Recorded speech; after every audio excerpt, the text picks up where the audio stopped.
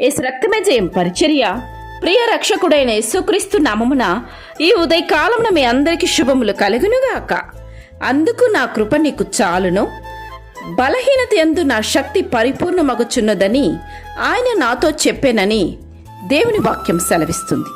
నా ప్రియ సహోదరి సహోదరులారా, ఈ వాక్యం మనం ధ్యానించినట్లయితే అలనాడు పౌలు శరీరంలో ఉన్న ముళ్ళును బట్టి ఎంతో బాధను అనుభవించాడు.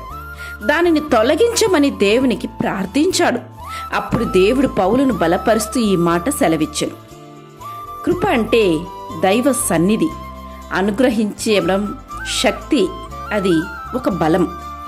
దేవునికి మొరపెట్టే వారికి దేవుడిచ్చే పరసంబంధమైన బలం కనుక నేడే నీవు దేవుని కృప కొరకు వేడుకొనుము. ఆ ముళ్ళును సహించడానికి నీ అనుదిన జీవితాల్లో కావలసిన పరలోక ఆదరణను, బలాన్ని దేవుడు నీకు అనుగ్రహించి నిన్ను ముందుకు నడిపించును. శారీర సంబంధమైన ఆరోగ్యము కొరకు నీవు వేడుకొన్నట్లయితే దేవుడు తప్పక నీకు ఆరోగ్యాన్ని కలుగు చేయను. నేను నీకు ఆరోగ్యము కలుగు చేసేదను, నీ గాయమును మాన్పేదను, ఇదే యెహోవాకు అని దేవుడే సెలవిస్తున్నారు. సర్వ మానవాళికి శారీరక, మానసిక మరియు ఆత్మీయ ఆరోగ్య ప్రదాత ప్రభువైన యేసుక్రీస్తుని గ్రహించి ఆయన యందు నీ విశ్వాసం ఉంచి నీ ఆరోగ్యమును హరించే పాపములన్నింటిని విడిచిపెట్టి నీవు ఆరోగ్యముతో ఉండాలని ఆయనను వేడుకున్నట్లయితే దేవుడు తప్పక నీకు ఆరోగ్యమును కలుగు చేయును.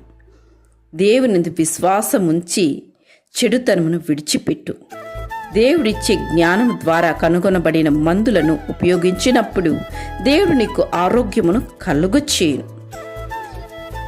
దేవుడు నీ ప్రతి సమస్యను నీ శరీరం నుంచి తొలగించును.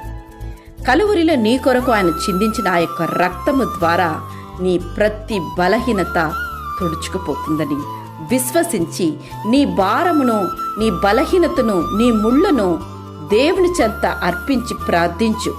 దేవుడు తప్పక వాటి నుంచి విడుదలను నీకు కలుగు చేయు. ఆమేన్. యేసు రక్తమే జయం పరిచర్యలో మీ సహోదరి. God bless you.